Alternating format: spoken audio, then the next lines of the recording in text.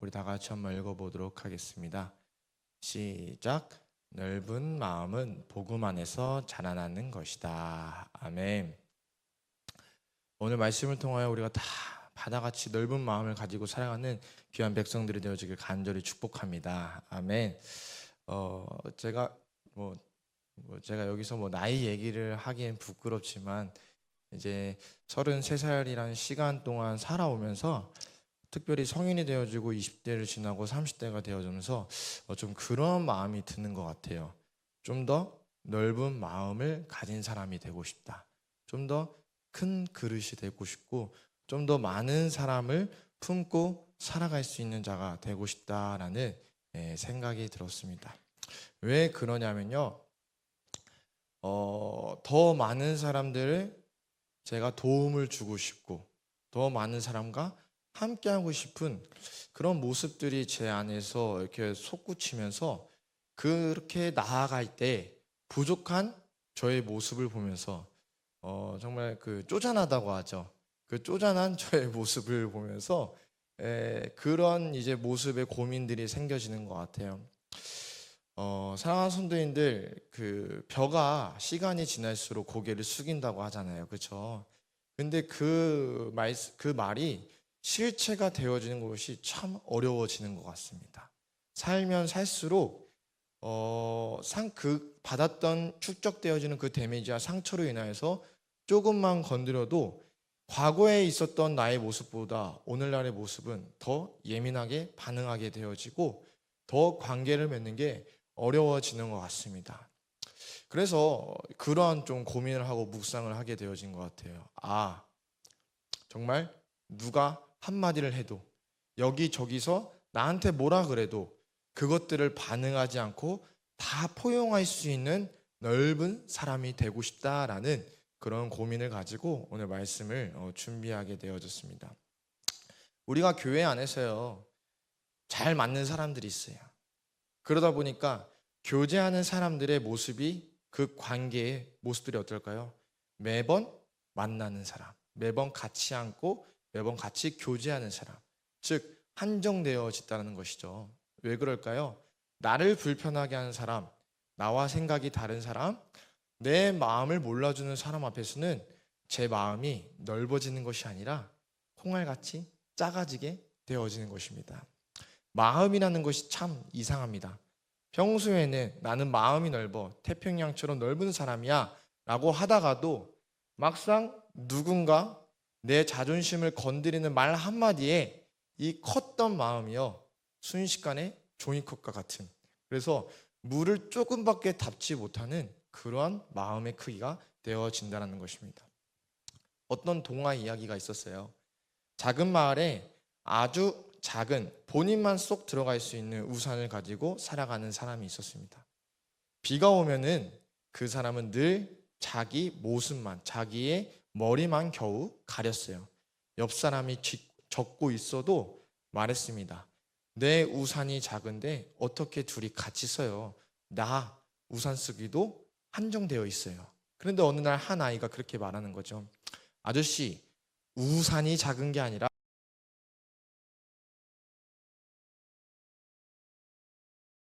보십시오. 우산은 작은 우산도 있고 또 큰 우산도 있습니다. 저는 큰 우산을 들고 다니고 있습니다. 예. 그 아저씨가 그 말을 듣고 어떻게 했냐면은 상점에 가서 우산을 큰 걸로 바꿨어요. 그 다음부터는 비 오는 날 옆 사람과 함께 그 큰 우산을 가지고 걸어갔는데 그 전과 달리 불편할 줄 알았던 모습과 달리 그 아저씨가 하는 말이 같이 쓰고 가니 덜 외롭구나라고 얘기했다는 것입니다. 사랑하는 성도 여러분들, 우리도 그럴 때가 많습니다. 내 마음 하나 지키기도 힘들고 그리고 또 내 상처 하나 감당하고 이것을 이겨내기 벅차기 그렇습니다. 그래서 누군가를 품는다는 것은 참으로 부담스러운 일이죠. 그런데 오늘 하나님께서는 오늘 본문에서 우리에게 말씀하고 계셔요. 어떻게 얘기하고 계시면 너희도 마음을 넓히라. 아멘. 이 말씀은 단순히 성격이 좋은 그런 사람이 되라는 말씀이 아니에요.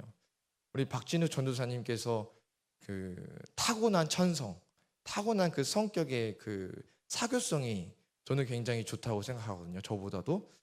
그렇게 사교성이 좋은 사람이 되라는 말이 아니죠. 이 말은 무엇이냐면은 그리스도 안에서 마음의 공간을 넓히라는 것입니다. 아멘. 오늘 말씀을 통해서 우리가 그렇게 되어지길 간절히 소망합니다. 오늘 본문의 배경 사항은요, 고린도후서 6장에서 바울은 고린도 교회 가운데 지금 얘기하고 있는 거예요. 고린도 교회 성도들 가운데 우리의 입이 너희를 향하여 열리고 우리의 마음이 넓어졌다. 그리고 이어서 말합니다. 너희도 마음을 넓혀라. 여러분, 이 말씀이 강압적이고 요구적인 모습이 아닙니다. 왜냐하면요, 사도 바울은 고린도 교회 성도들에게 좋은 대접만 받았던 것이 아니기 때문이냐. 첫째로 바울의 사도권을 의심했습니다. 그리고 둘째로 바울의 외모와 말투를 비판했습니다. 그리고 세 번째로 바울의 진심, 고린도 교회를 세우려고 했던 그 바울의 진심을 의심했습니다. 고린도전서 4장 15절의 말씀이 있는데요, 제가 읽어드리도록 하겠습니다.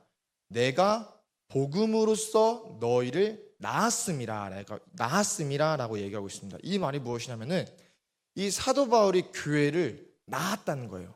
한마디로 이 부모의 심정으로 이 영적 아버지의 마음을 가지고 이 고린도 교회를 세워갔다는 것입니다.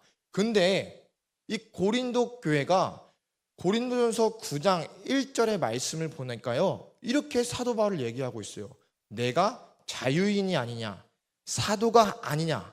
즉, 이 교회를 세워갔던 사도인 바울 가운데 뭐라고 얘기하는 거예요? 너 사도권이 있어? 의심하는 거예요. 의심. 그리고 또 고린도후서 10장 10절의 말씀을 보면요, 이렇게 말씀하고 있습니다. 우리 한번 읽어보도록 할까요? 우리 두 장만 넘기면요, 고린도후서 10장 10절 말씀이 있습니다. 우리 다 같이 한번 큰 목소리로 읽어보도록 하겠습니다. 시작. 그들의 말이 그의 편지들은 무게가 있고 힘이 있으나 그가 몸으로 대할 때는 약하고 그 말도 시원하지 않다 하니. 지금 비판하고 있는 것이죠. 사도 바울의 편지는 강합니다. 근데 실제로 사도 바울의 모습을 보니까 어떻다라는 거예요? 편지만큼 글만큼 강해 보이지 않은데 외모는 좀 약해 보이고 별거 없는데 실제로 말을 하는 거 보니까 이 말하는 스피치 능력이 별로 특별한 게 없는데? 라고 지금 얘기하고 있는 것이요. 지금 사도권을 의심하고 있고요, 이 사도 바울의 외모를 비판하고 있고 말투와 능력을 비판하고 있습니다. 근데 사도 바울은 누구예요? 고린도 교회를 영적인 아비의 마음을 가지고 세워가고 나았던 아비의 모습의 그런 모습이었어요.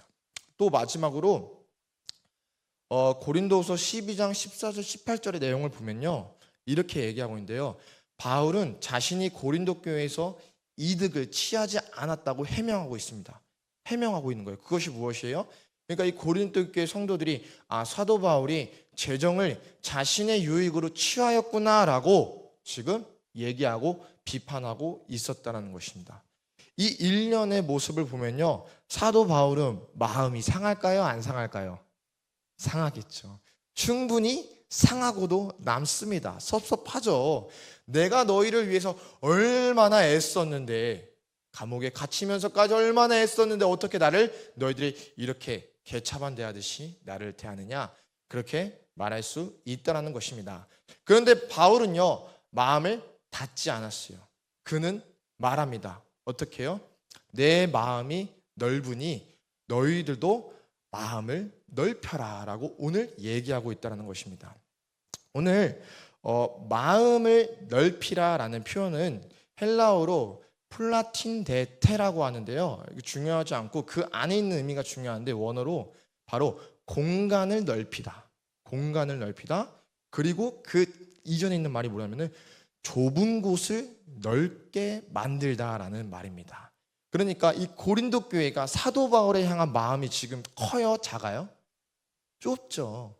좁아서 외모도 비판하고 말투도 비판하고 사도권에 대해서도 의심하고 재정에 대해서도 지금 의심을 가지고 지금 공격하고 있다는 것이에요. 좁은 마음을 가지고 있습니다. 근데 마음을 넓히라는 것은 그냥 마음을 넓히라는 것이 아니에요. 이 좁았던 이 마음을 돌이켜서 어떻게 넓은 마음으로 넓히라라는 것입니다. 그러니까 바울은 이렇게 말하는 것이죠. 오해와 서운함과 그런 판단으로 좁아진 마음을 복음 안에서 넓혀다오라고 지금 요구하고 있다는 것입니다. 사랑하는 성도 여러분, 넓은 마음이라는 건요, 상처를 받지 않아서 넓은 마음이 되어지는 것이 아니에요. 아무 일도 겪지 않아서 그렇게 순수한 마음으로 큰 마음이 아니라는 것이에요. 상처도 받고 여러 가지 상황 속에서 억울함과 오해가 쌓였지만 어떻게 하는 거예요? 내가 하나님 안에서 이 마음을 다치지 않기로 결단하면서 넓은 마음을 가지려고 나아가는 것입니다. 아멘. 그렇기 때문에 아픔 속에서도 하나님의 은혜를 붙든 사람이 가질 수 있다는 마음이 되어지는 것입니다. 저와 여러분들이 그러한 마음을 갖기를 간절히 소망합니다. 아멘. 본론 첫 번째입니다. 우리 그러한 마음을 갖기 위해서 어떻게 해야 되는지 한번 우리 읽어보도록 하겠습니다. 우리 첫 번째 우리 소제목 우리 다 같이 시작. 넓은 마음은 먼저 내 마음이 왜 좁았는지 보아야 합니다. 마음이 좁아지는 데는 이유가 있습니다. 그렇죠? 내 태도가 이 차가워지고 냉정해지는 데는 다 원인이 있다는 것이죠. 대부분 마음이 좁아지는 이유가 무엇일까요? 바로 상처 때문이겠죠. 그리고 반복되는 그런 실망이 있겠죠. 스스로에 대한 실망. 그리고 인정받지 못한 아픔이 있습니다. 노력하고 노력하지만 쉽게 변하지 않은 내 모습 가운데 누군가 톡 한마디 내던졌을 때 그 툭 한마디가 노력하고 있었던 사람에게는 가벼운 돌덩이가 아니라 큰 돌덩이가 되어져서 노력하고 있었던 제 마음을 누를 때가 있다는 것이죠. 그래서 우리는 어느 순간부터 마음속으로 작은 문구를 새기기 시작합니다. 아, 이 사람과의 관계는 여기까지. 저 사람과는 여기까지. 나는 더 이상 이 사람하고 관계 맺으면서 상처받고 싶지 않아. 내 마음은 누가 지켜야 돼요? 내가 지켜야 해. 이러한 모습이 되어진다는 것이죠. 이것을 비판하고 싶지 않습니다. 힘드니까요. 그럴 수밖에 없는 상황이 있을 수도 있으니까요. 하지만 이게 잘못되어질 때가 어떤 부분이냐면은 무조건적으로 만나는 관계마다 먼저 벽을 친다는 거예요. 네. 우리 그리스도인들은 관계를 잘해야 될 줄로 믿습니다. 아멘. 근데요, 만나는 사람마다 그 전에 과거에 있었던 상처로 인하여서 벽을 먼저 쳐버리는 거예요. 지혜롭게 나가는 것이 아니라 벽을 쳐버리니까요, 분별하지 못하고 모든 사람에게 내가 냉수적인 태도로 나아갈 때가 있다는 것입니다.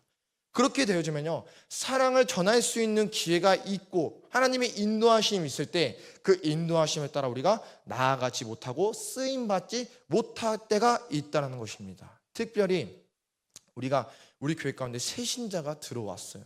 근데 지난 과거의 아픔으로 인해서 내 구역에 들어왔음에도 불구하고 내가 챙겨줘야 되는 그런 사명이 있음에도 불구하고 관계를 맺기도 전에 내 안에 그 상처와 아픔을 인해서 그 사람과의 관계를 시작하지 않고 벽을 칠 때가 있다는 것입니다.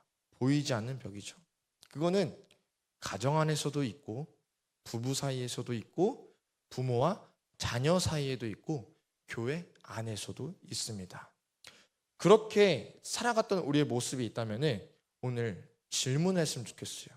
주님, 제 마음이 어떤 상처로 인해서 이렇게 좁아졌을까요? 제가 아직도 품지 못하고 있는 저 성도님, 제가 왜 그럴까요? 아직도 제 마음 가운데 어떤 서운함이 있습니까? 라는 직면을 할 필요가 있다는 것이에요. 왜냐하면 이 마음이 넓어지기 위한 첫걸음은요, 억지로 내가 그 사람하고 좋은 척하면서 관계를 맺는 것이 아니라 내 마음의 좁아짐을 하나님 앞에서 정직하게 인정하는 것이 바로 첫 걸음이기 때문입니다. 우리 다 같이 따라해 볼까요? 주님, 제 마음의 좁아진 자리를 보여주시옵소서. 아멘. 거기서부터 회복이 시작될 줄로 믿습니다. 아멘. 우리 둘째 본론입니다. 다 같이 큰 목소리 한번 읽어보도록 하겠습니다. 시작. 넓은 마음은 예수님의 마음을 바라볼 때 자라납니다. 우리의 마음의 상태를 이제 알았어요. 어떤 문제 때문에 내 마음이 좁아졌는지. 그 다음에는요, 여러분들 예수님을 바라봐야 돼요. 왜냐면요, 우리가 사랑을 품지 못하는 이유는 내 마음의 넓이가 크지 않고 부족하기 때문입니다. 근데 그 용량을요, 내가 키운다고 해서 키워질까요? 그렇게 했으면 이미 키웠겠죠. 키워지지 않으니까 문제인 거예요. 오늘부터 나는 넓은 사람이 돼야겠다 결단한다고 해서 이 결단으로 인해서 내 마음이 커지는 것이 아니라는 것입니다. 여러분들 동의하실 거예요. 우리는요, 말 한마디에 어떻게 될까요? 픽 쓰러져요. 그렇게 연약한 존재예요. 왜냐하면 사람을 품는다는 것은 굉장히 어려운 일이기 때문입니다. 그 사람을 위해서 내 모든 것을 바칠 준비가 되어 있다는 것이죠. 나를 좋아하는 사람을 내가 좋아하고 관계 맺고 커피 한잔하고 사랑하는 것은 매우 쉽습니다. 나를 존중하는 사람도 마찬가지죠. 그런데 나를 오해했던 사람, 나와 관계가 안 좋았던 사람, 나에게 손해를 주는 사람을 품는다는 것은 어렵습니다. 이건 성격으로 되어지는 것이 아니에요. 바로 복음이 필요합니다. 여러분, 예수님을 보십시오. 예수님은 어떤 분을 품으셨을까요? 늘 믿음이 좋았던 제자들을 품으셨을까요? 말을 잘 들었던 사람만 품으셨을까요? 아니요. 의심이 많았던, 대표적인 의심이 많았던 도마도 품으셨습니다. 이 구멍난 손과 옆구리를 보여달라는 그 도마 가운데 실제로 그 구멍난 모습을 보여주셨어요. 그가 원하는 그 모습 그대로. 성급한 베드로도 품으셨고 세리와 그 죄인들도 품으셨습니다. 사람들이 밀어냈던, 천시했던 문둥병자와 소외된 자를 품으셨습니다. 심지어 십자가 위에서 죽어가실 때 자신을 못 바꿨던 자들을 향해서 기도하셨습니다. 어떻게 해요? 아버지, 저들을 사하여 주옵소서. 아멘. 예수님을 바라보십시오. 사랑하는 성도님들, 이것이 예수님의 마음입니다. 예수님의 마음은 얕지 않아요. 한 번 실수했다고, 한 번 의심했다고, 한 번 넘어졌다고, 나한테 잘못했다고 그것을 너 끝이야, 너 나랑은 안 돼 라고 얘기하시는 것이 아니라 양을 인도하는 목자의 마음, 앞이 보이지 않아서 어떻게 나아갈 수 없는 그 양들의 그 잘못을 인도하는 그 아버지의 마음. 오늘 자녀에게 대하듯이 너희들에게 말하노라. 어떤 마음이에요? 자녀를 품고 있는 아버지의 마음이죠. 예수님의 마음이 바로 그런 마음이라는 것입니다. 깊고 우리의 죄보다 크시고 우리의 실패보다 더 능력 있으시고 우리의 상처를 충분히 품을 수 있는 그 사랑의 넓이가 있다는 것입니다. 그래서요, 우리는요, 오늘 말씀을 듣고 내가 누군가를 품기 전에 먼저 예수님의 마음을 바라보는 그런 귀한 백성들이 되어야 될 줄로 믿습니다. 아멘.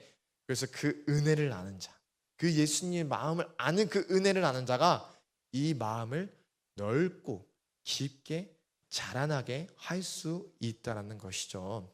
저와 여러분들이 그러한 백성들이 되어지길 간절히 소망합니다. 아멘. 우리 세 번째입니다. 세 번째, 우리 다 같이 마지막으로 읽어보도록 하겠습니다. 시작. 넓은 마음은 구체적인 훈련을 통해 자라납니다. 아멘. 우리가 넓은 마음을 가지기 위해서 첫 번째 훈련은 경청입니다. 따라할 거예요. 경청. 우리가 저번 주에 그 사마리아 지역을 내가 지나가겠는지라라고 예수님께서 말씀하시고 그 우물가로 가셔서 사마리아 여인을 만나셨어요. 그리고 첫 마디가 무엇이었어요? 내게 물을 주라라는 것이었어요. 그래서 이 사마리아 여인의 상황이 어땠었죠? 벌써 5번이나 남편을 바뀌게 되어졌고, 그리고 또 지금 살고 있는 남편도 남편이 아닌 자라고 하면서 그 마을에서 바라볼 때 멸시와 온갖 그런 죄, 그런 모습들이 가득 그런 모습으로서 경멸의 대상, 어떤 저주받은 대상으로서 숨어 다녀서 그 뜨거운 햇빛이 비치는 시간에 혼자 숨어서 나왔던 여인이었어요. 그 여인 가운데 예수님께서 정죄하지 않으시고 자신의 무가치함을 가지고 매일 힘겨워 살아가고 있는 사마리아 여인 가운데 너는 무가치하지 않아. 너는 존귀한 존재야. 너는 나에게 물을 떠다 줄 수 있는 필요가 있는 존재야 라면서 내게 물을 좀 타오 하면서 어떻게 하셨냐면은 그 자리 가운데 들어가셨어요. 그 여인의 낮고 힘든 고통 가운데 자리 가운데 예수님께서 쑥 들어가셨어요. 그러면서 그게 바로 경청하시고 듣는 것이죠. 사람을 품는 마음은 귀에서부터 시작합니다. 판단하지 않는 거예요. 상대의 말을 끝까지 듣고 나아가는 것입니다. 여러분들 대화를 하다 보면 5분 만에 이 사람의 성격이 어떤지 대강 알아요. 그렇죠? 이 사람이 말을 듣고 대화를 하는 사람인지 아니면 좀 싸가지가 없어서 말도 듣지 않고 자기 혼자만 하고 싶은 말을 하는지에 대해서 5분만 대화해 보면 알아요. 그죠? 여러분들 저도 약간 싸가지가 있는데요. 저도 약간 싸가지가 옛날에 많았었는데 주님 안에서 성화되고 있는데요. 제가 노력했던 것 중에 하나는 무엇이냐면은 이 사람과 대화할 때 계속 들으려고 노력했어요.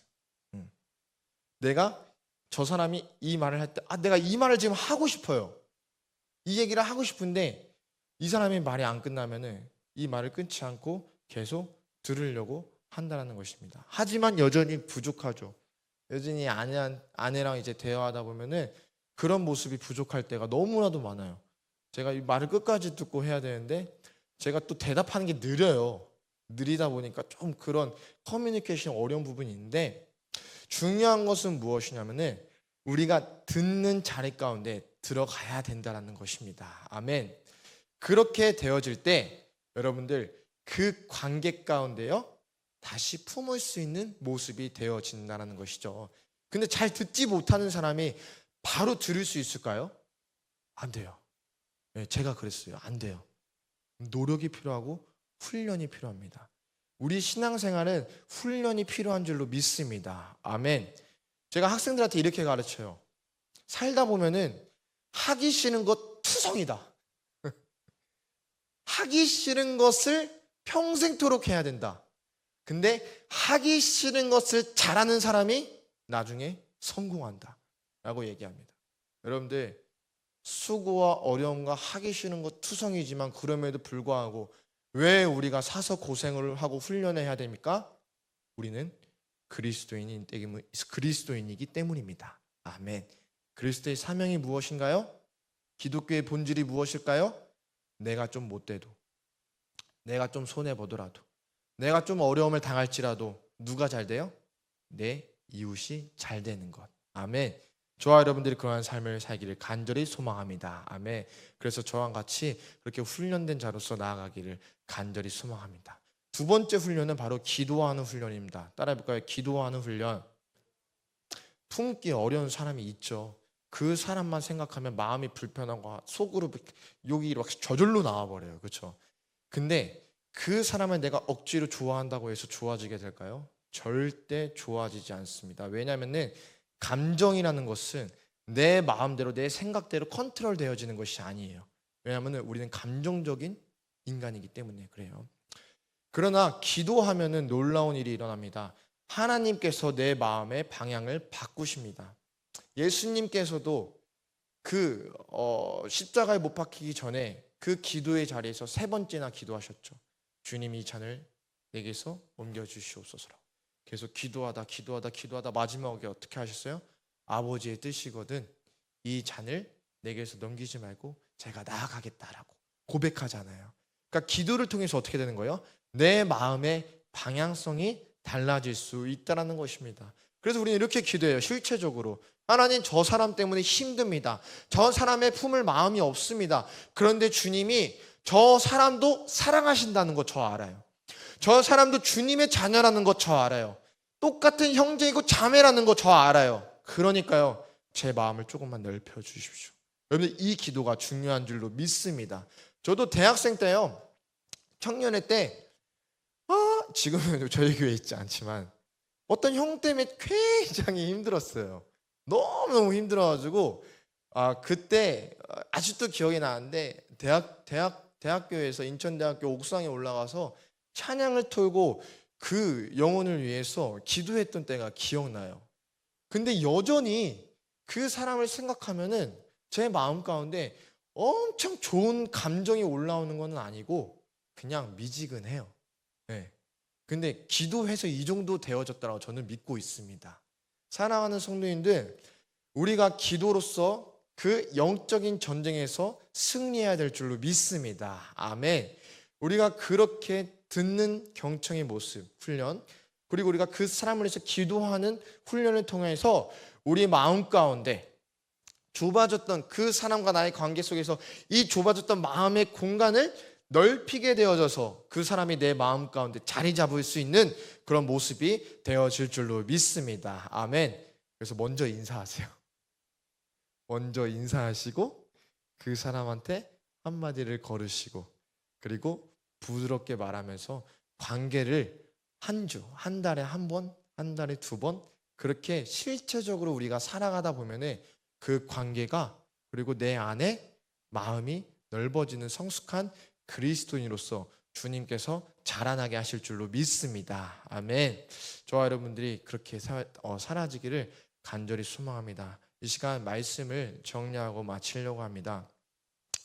교회라는 것은 어느 공동체도 마찬가지겠지만 군대도 마찬가지고 교회도 마찬가지겠지만 여기에 우리는 목적이 있는 사람으로서 모였습니다. 어떤 목적이 있냐면은 똑같은 공통점이 있는데 바로 주 예수 그리스도를 나의 구주라고 부르짖고 고백하고 따르는 자들이 바로 교회에 오는 것이거든요. 그래서 우리가 한 공동체를 일러요.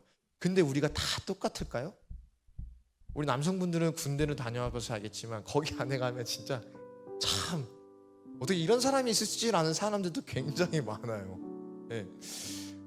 저는 군대에서 제일 이해 안 됐던 사람들의 모습이 무엇이냐면은 저는 담배를 피지 않으니까 담배를 피지 않는데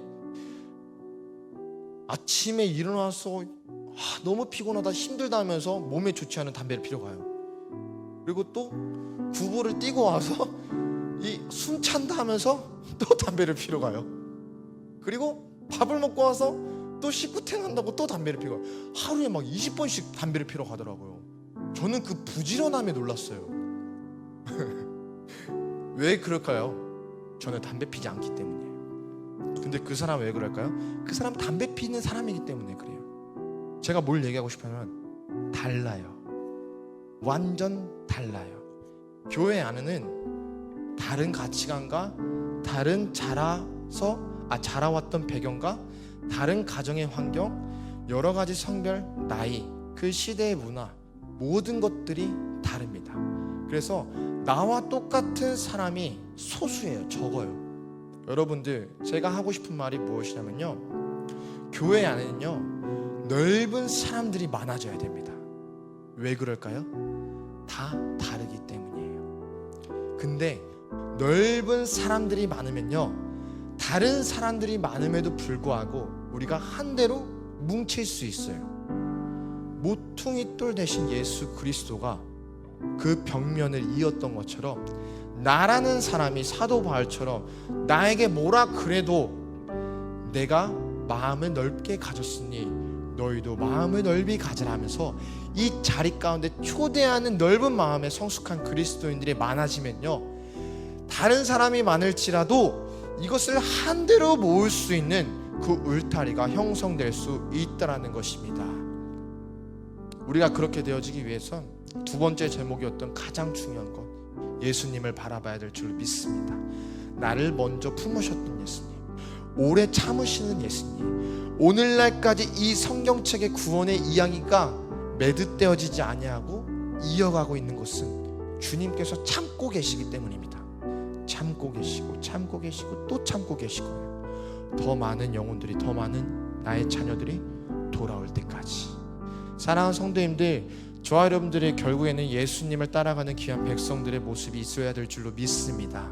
오늘 그 예수님의 성품과 인격 중에서 우리가 구체적으로 얘기한 것은 바로 마음을 넓게 가지라입니다. 사도 바울처럼 그렇게 넓은 마음을 가지기 위해서는요 우리가 우리 안에 상처를 직면하고요 그 안을 것을 기도하면서 회복하고요. 그 다음에 실체적으로 나아가야 될 줄 믿습니다. 내가 관계 맺고 힘든 그 영혼들 가운데서 한 달에 한 번쯤은 내가 먼저 인사하는 것이에요.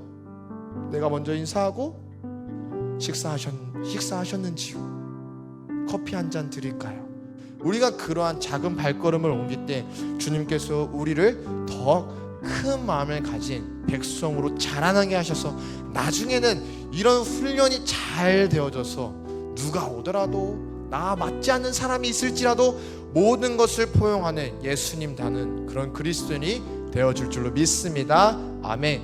그것을 어려워하지 마십시오. 그것을 강구하십시오. 그것이 복된 길이고 옳은 길이고 승리의 길입니다. 아멘. 저와 여러분들이 그렇게 되어지길 간절히 축복합니다.